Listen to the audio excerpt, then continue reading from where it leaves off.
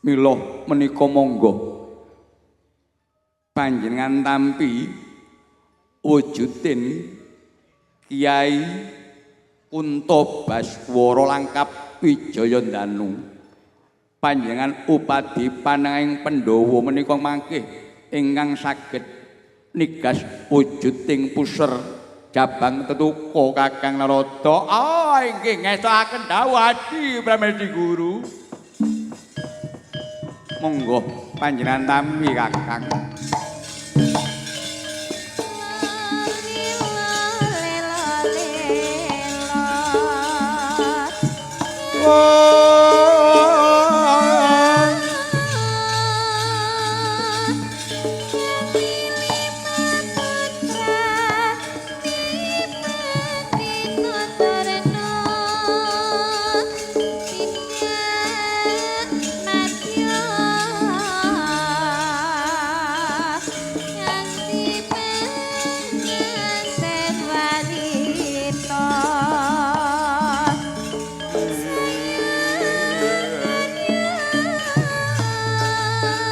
Kakang Narada. Apa wonten dawuh Adi Pramesti Guru. Menika pusaka tapake Yang Kyai ampuh. Ingkang ngantos-atos bekta wujuding Kyai Kuntabaswara. Monggo enggal-enggal panjenengan upadi Raden Taranggana sageta uwal pandangipun inggih panandhangipun Jabang Tetuka Kakang. Inggih ngestokaken dawuh Adi Pramesti Guru. Kula pamit. Inggih ngatos-atos Kakang Narada.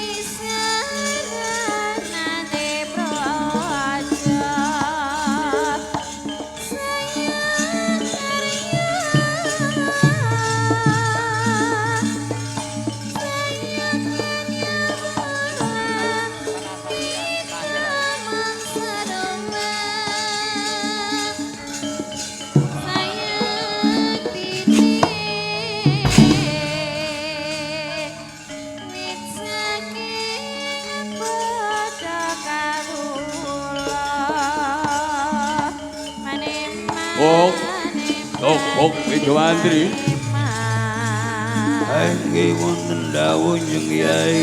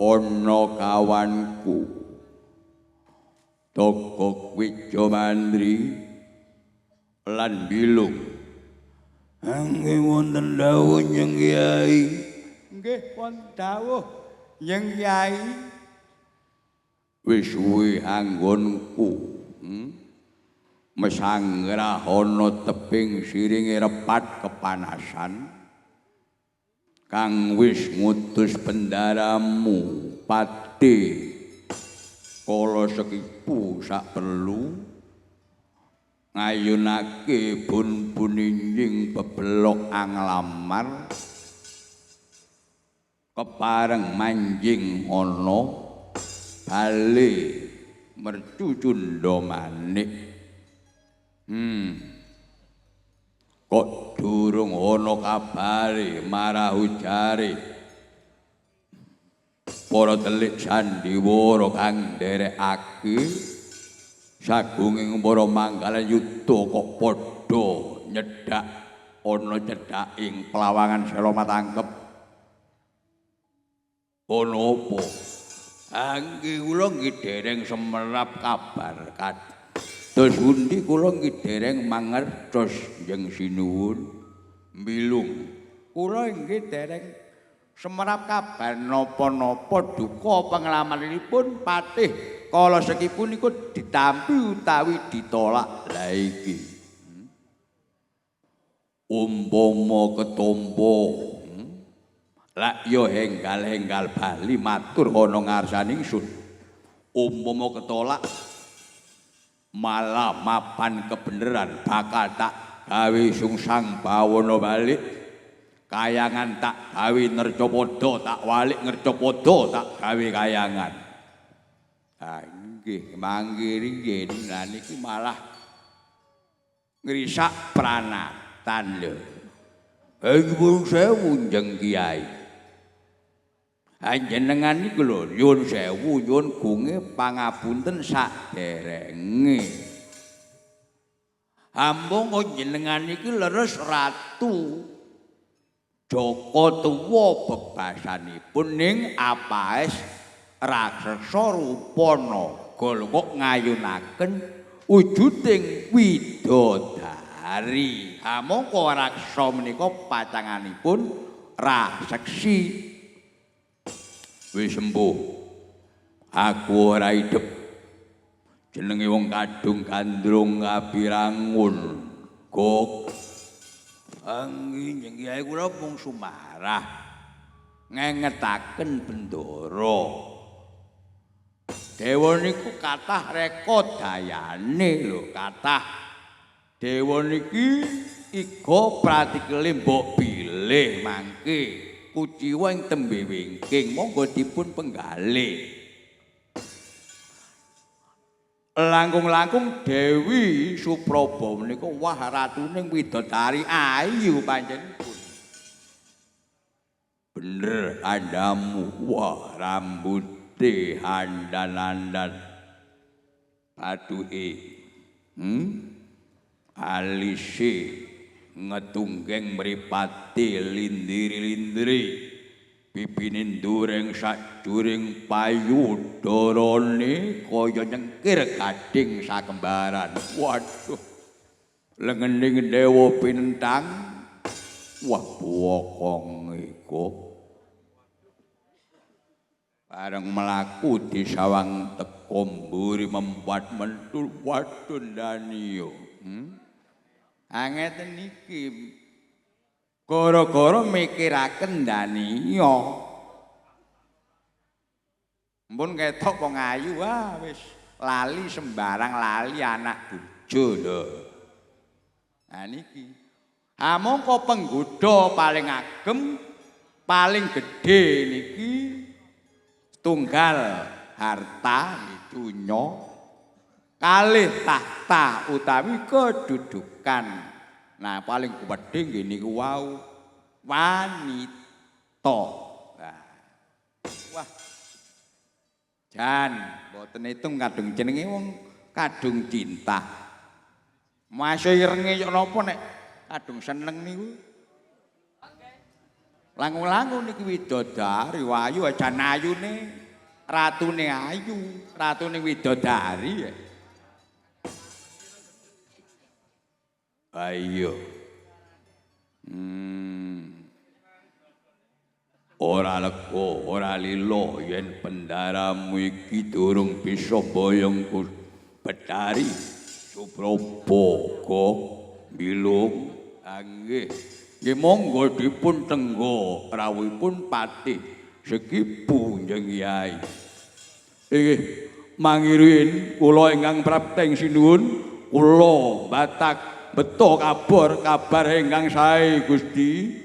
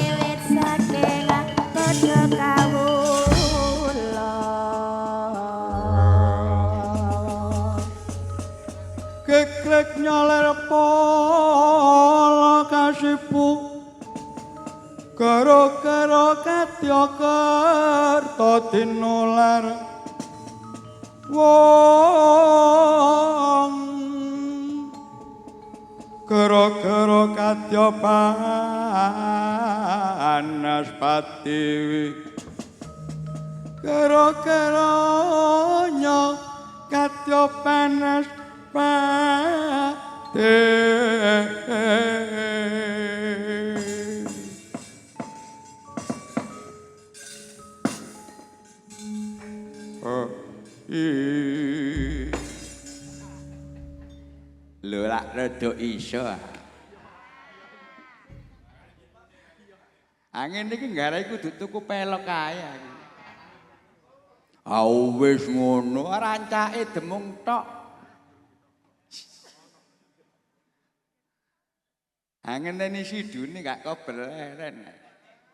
Sing kuliah mari iki wis arek 4. Ya. Anak-anak diakeh. Iki alhamdulillah anakku lanang sing baku ngatot dram wis skripsi. Ya. Yang ngono dukungan ayamu, uruk ana pelok.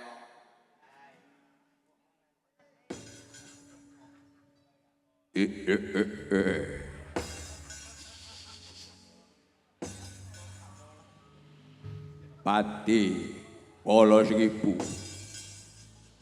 Inggih sinuwun enggal wae iki mau tak arep-arep tekani Kala Sekipu kabar sing kudu tak tampa cekaos penglamaraning pendaramu ya jeneng ingsun naga Perjuna iki katampa apa katolak Madura sing cetha sing blaka suta blak-blakan terus terang wae aja ana kang den tutup-tutupi terus terang blak kontan matura sing cetha di inggih nyuwun sewu sinuwun mila keng abdi boten enggal-enggal matur kondur wonten ngarsanipun Bendoro iya nalika semanten anggen kula nglampahi duta ngaturaken bebelok anglamar dereng kaputus dipun gelandang bikulun Bathara Bayu usanane dados Bandayuda adu balung jepreting kulit Gusti banjur opo siramu bisa ngasorake para Dorandara para dewa inggih angsal pangestu paduka kula ngguling jurit sinuwun pancen sektimu padha karo sektiku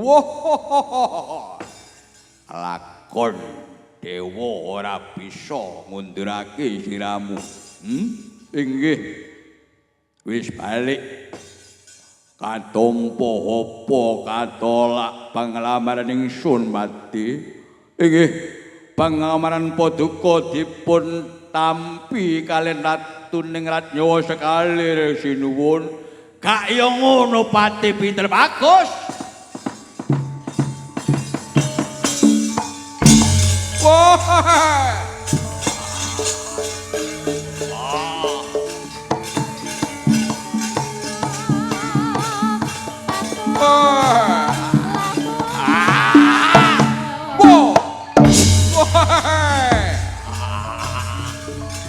pinter bagus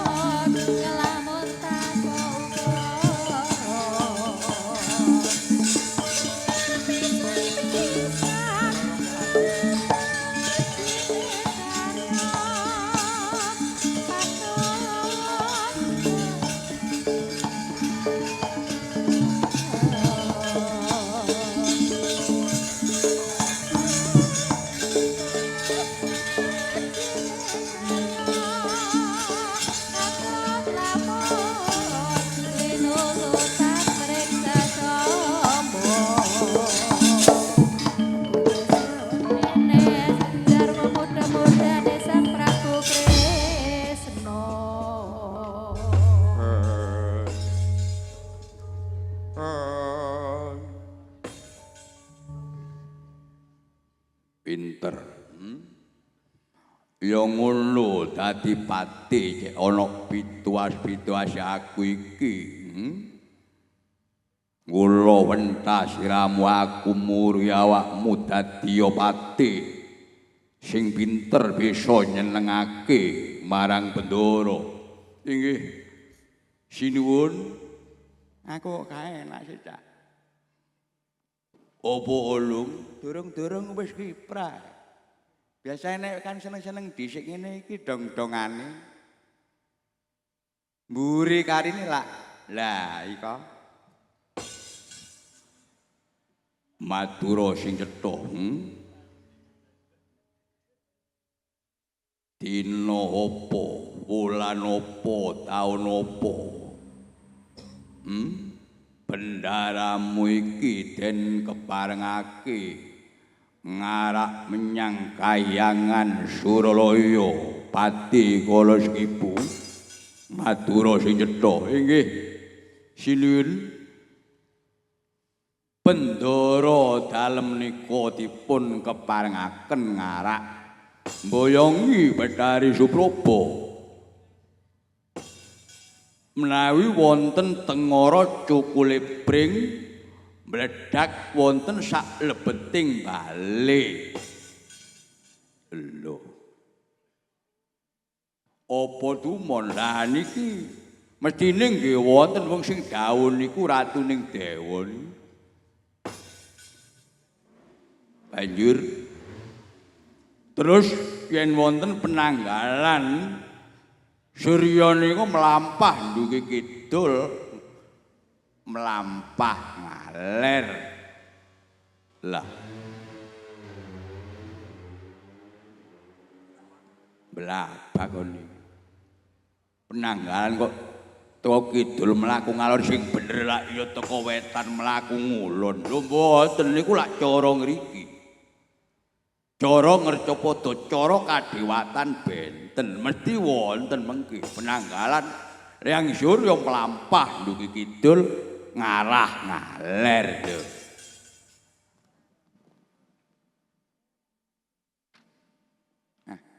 Kae naik. Banjur umpami wonten dinane dina apa? Dina Rebo Pos. Rebo Pos. Kon iki. Gak kliru ta, gak Rebo Pon. Mboten sinuwun, Rebo Pos. Wulane Jumadilawas. Niki cara kadewatan lho. Taune taun bebas. Waduh.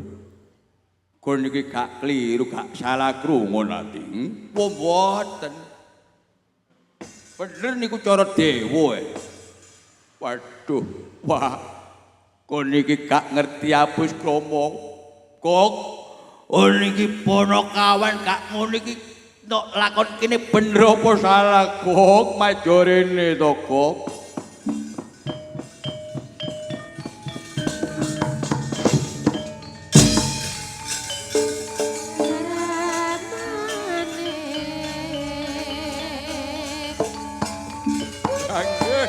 Yai.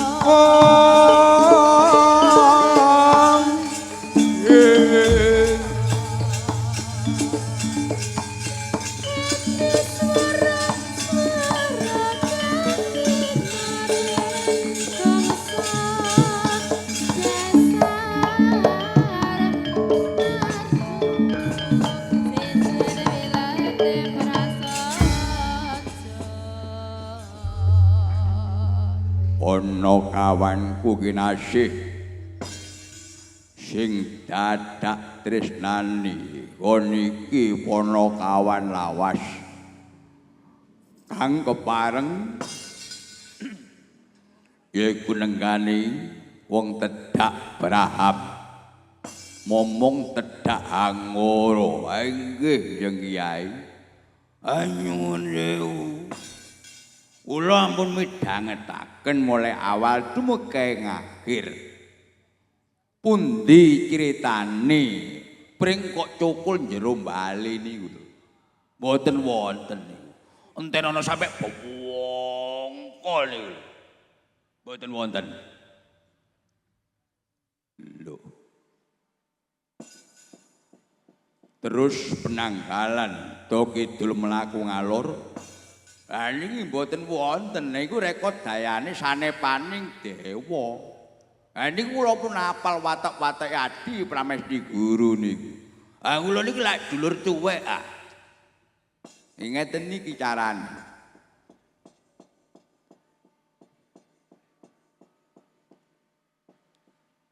Dina Rebo Pos, wulan Jumadilawas.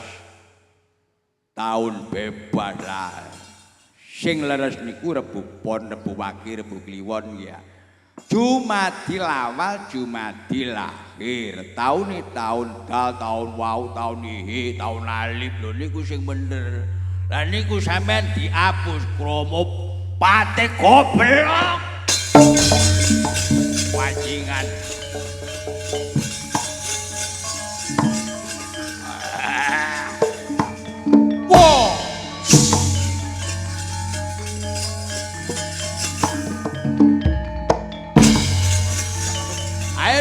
Hidup. Ayo, Cak.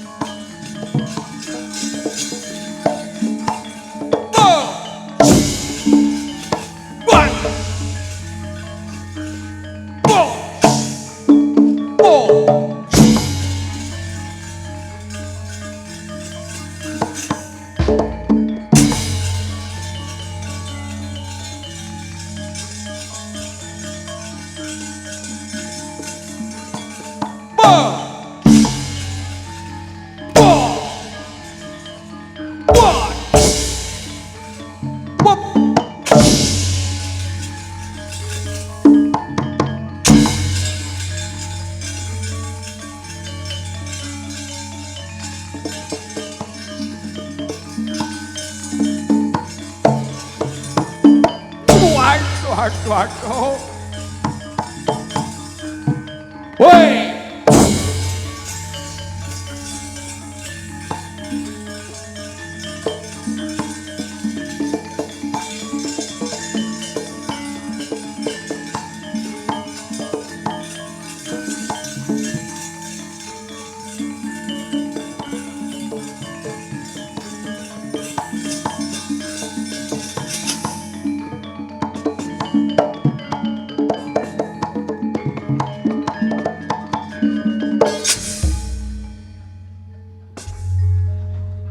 Pati bodoh, pati goblok, aku ndadekno pati kon kak tak kongkon dadi pati sing ora ngerti tatanan, ora ngerti pernatan. Bodoh, goblok. Nyuwun sewu, pati niki lho wakas. Mpun nyalaken patih Sekipu. Lah ampun semerap. Patih Sekipu niku goblok kok sampean kengken. Berarti sing dikongkon goblok sing ngongkon ya goblok ngono iya.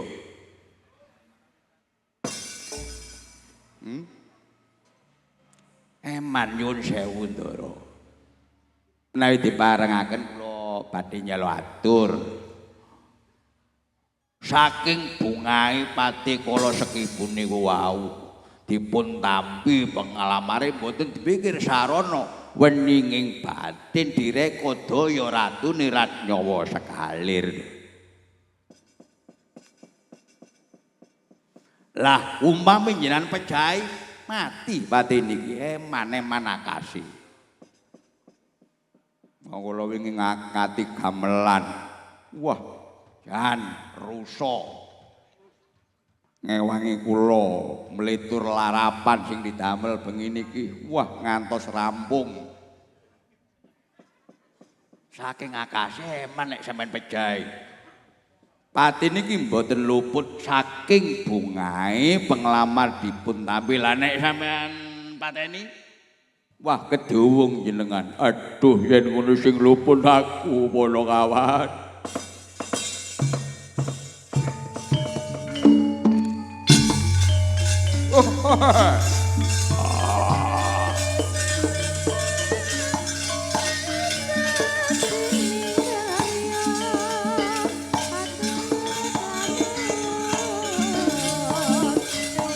Sing gedhe pangapura putih inggih boten sabab Gusti.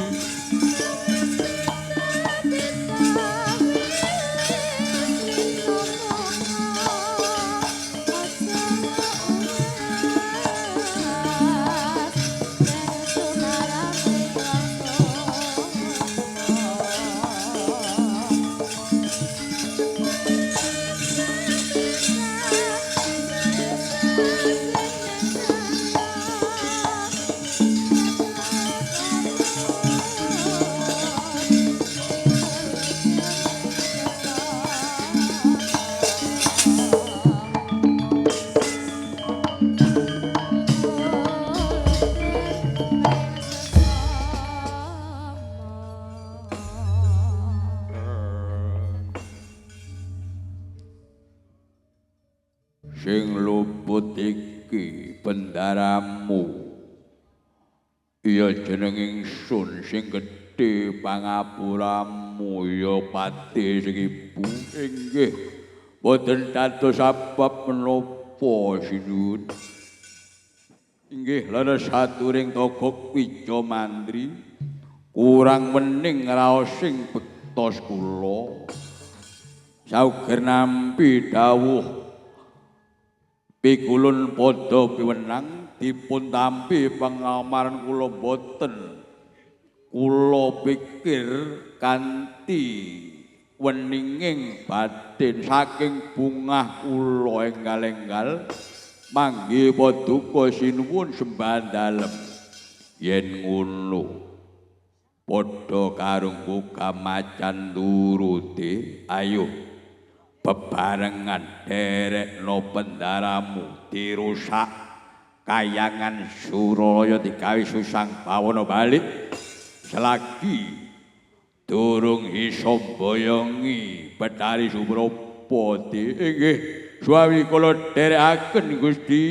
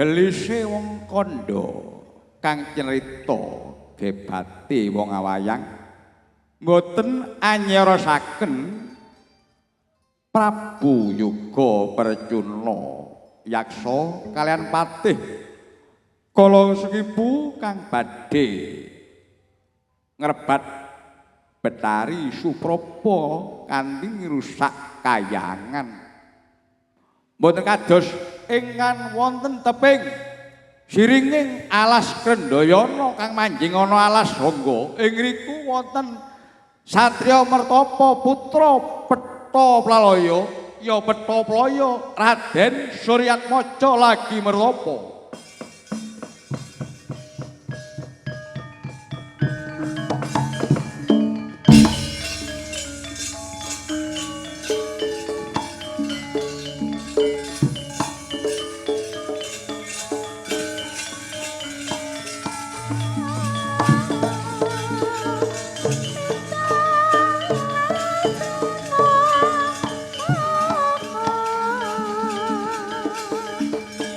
Aja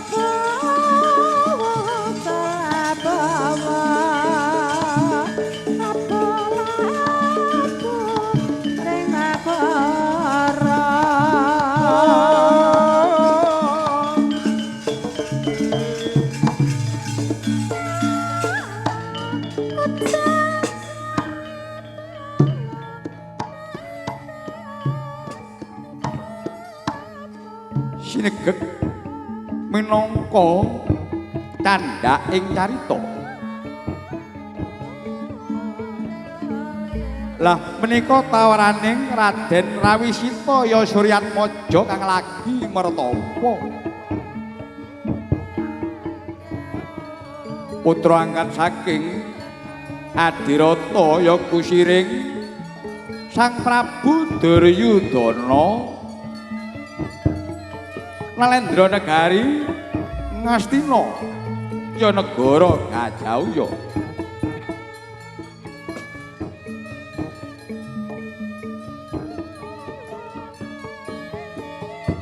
Tebih saking papan rame kenging dipuswatani sepi ing pamrih raming gawe mertapa sendakep ring asta suku tunggal dipun kumpulake sukune dipun sendakepake astane blek kaya wong mati ngadeg. Endi critane manungsa kena diarani mati ngadeg? Dipun wastani pecah mboten apa mboten walah dipun wastani gesang wujute kaya wong mati. Amung ngeningna panca andriya panca limandriya pangenangen ya pangikir dipun bucal ingkang sekawan dipun ningaken kang tunggal Kang Den Sidikara.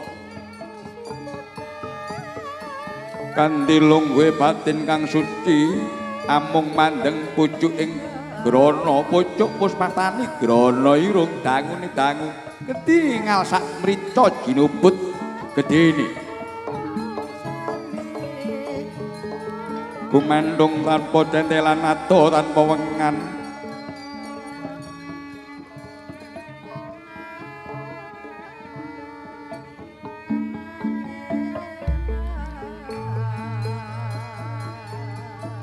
ketingal dangunipun dangu sak mripot yaiku mrica jinubut gedene yen mingkup kaya sundul-sundul langit yen mekar kaya bak ngebake jagat nanging sanes jagat gumelar nanging jagat sanubarya jagat pribadinipun Raden Rawisita Raden Suryatmaja piyambak.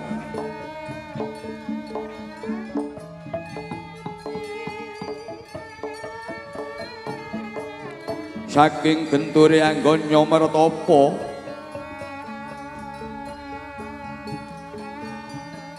sadelebing batin Sang Rawisita ya Raden Suryatmaja kepingin gayuh wujuding wahyu keprabon sabab kepingin dadi adipati nglenggahi kursi gading kenyana wonten negara awangga negara jajaning Ngastina. Saking anggennya mertapa ketingal wanter wahyu keprabon kang sampun sawase dangu lang-lang jagat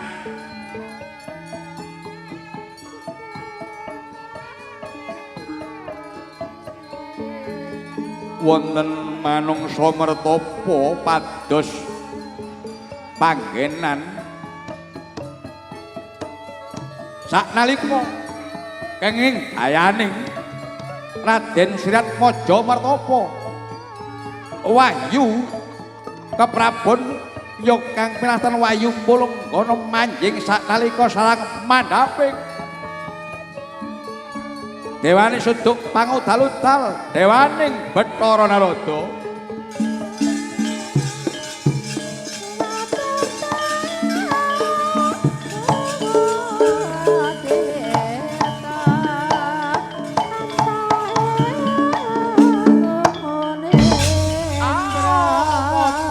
apa-apa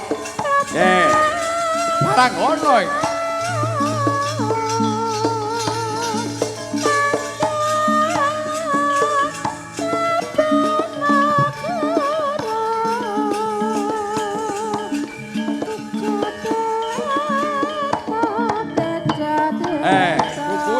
Guguru.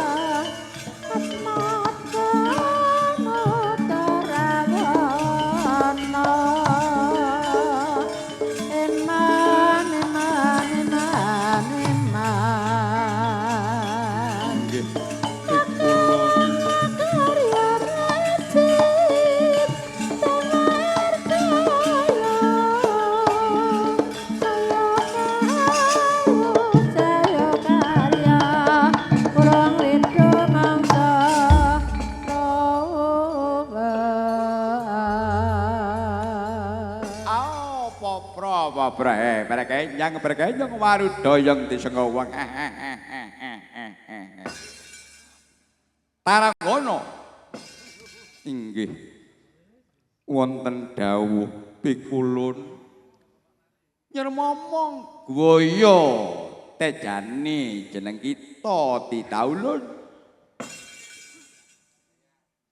kadunungan wujuding wahyu Pulunggana amapan kebenaran. Ujaring kondo nampa dawing adi pramesti guru Ratun Ratnyawa sekalir. Taranggana lagi ngupadi usadane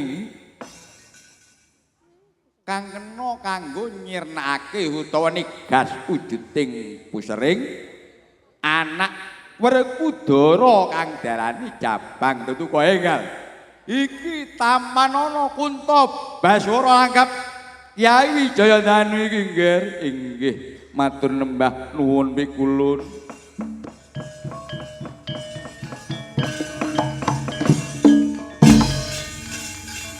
Iki Tamanana nggih. Taranggana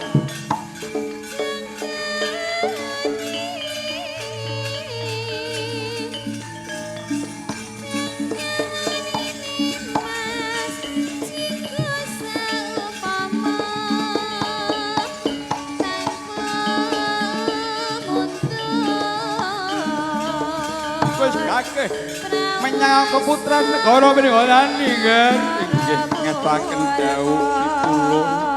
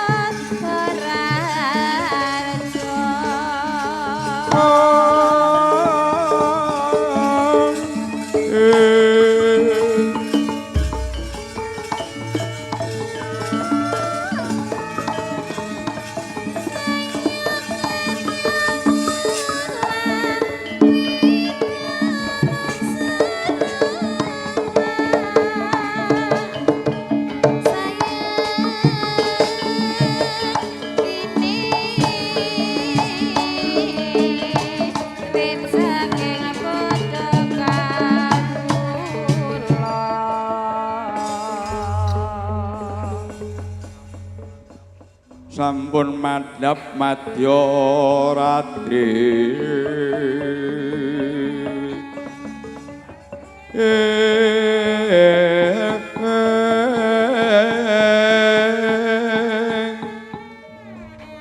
lelintang abyoring tawang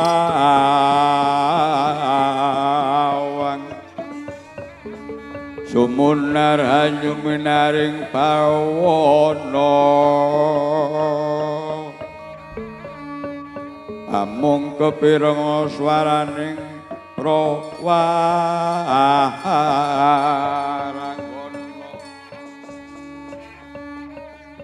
mengayut-ayuting jiwa sumusuping handri yo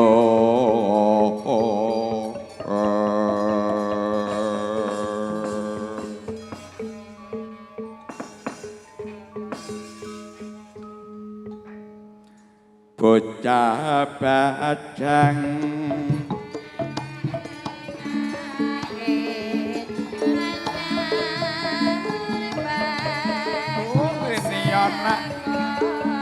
ya maksud ya makdi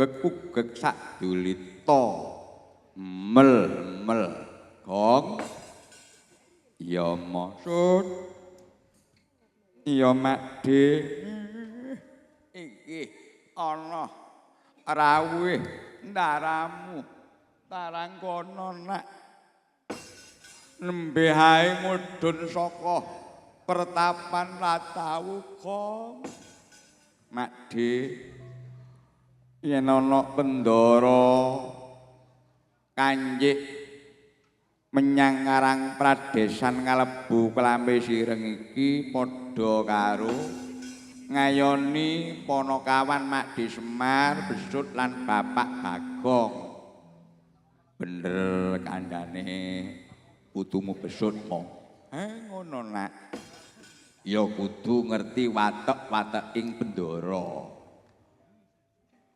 Yen ana pendara sowan ya rawuh ana marang Panakawan iki. Panakawan kudu ngerti apa kareping bendara. Lah kowe ana reng-reng lho mo. Ya nak. Iki sindene cacahe ana 9. Cantik-cantik kabeh nak kaya widodari kabeh. Oh iya iki bintang tamune sing durung nate awor menang awak dhewe. Requesi adikku Ki Marta Jaya Sendika. Sapa nak? Adikku Nimas Sayurita iki ya putri wayahing Bu Siti. Wah, Bu Siti biyen sinden kondang nak. Ngono to Le. Ah iya apa? Ku biyen tau disindeni wajan hebat ya gak beda sak umur karo bojo Laika mon. Oh ngono to Le. Iya. Ki genti genten to Le, ki ana waktu setitik paring panglipur marang bapak-bapak lan ibu kang kepareng nggone awakmu lan aku to Le. Oh ngono. Monggo bujul kepareng nyekar borong ngababoni sinden didhisikno.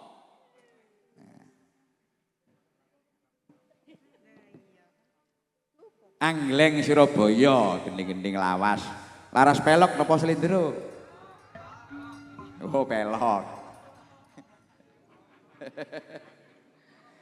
Ya wis borong, apa jare?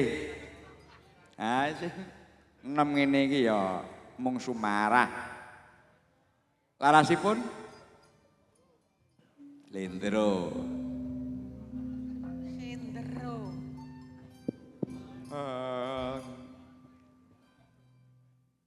Andiana andi ana wong tiba lek nang donya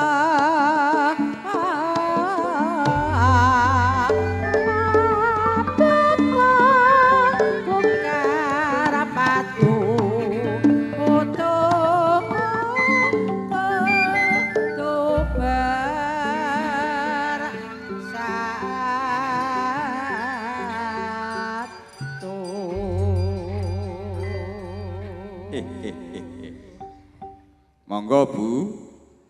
Kembang klengkeng jejer limo gandeng angleng Surabaya kandhane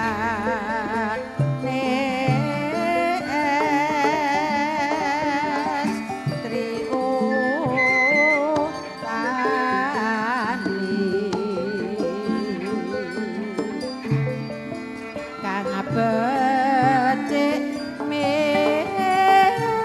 sayang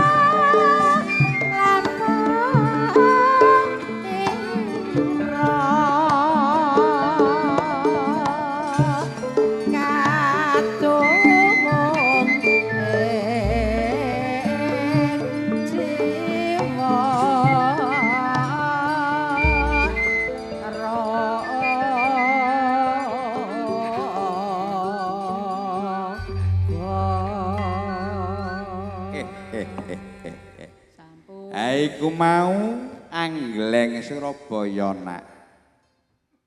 Gending lawas Mak D.